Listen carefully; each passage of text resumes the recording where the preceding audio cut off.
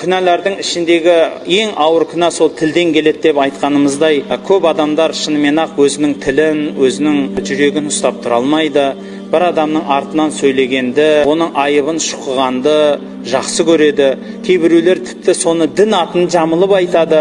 Мен дін бойынша сөйлеп жатырмын, дін бойынша айтқаннан кейін сол кісінің артынан сөйлей беруіме болады. Сөйтеді да жұрттың бәрін ескертіп жүрмін деп сол сөзді тасып кетеді. Сахабаларда ондай әдет болған емес. Пайғамбарымыз саллаллаху алейхи ва саллям айтады: қиямет қайым келген кезінде періштелер махшар алаңына адамдарды отты қамшылармен ұрып қуады. Сол кезде кетіп бара жатқан көштің арасында біреулер тілін салбыратып кетіп бара жатады.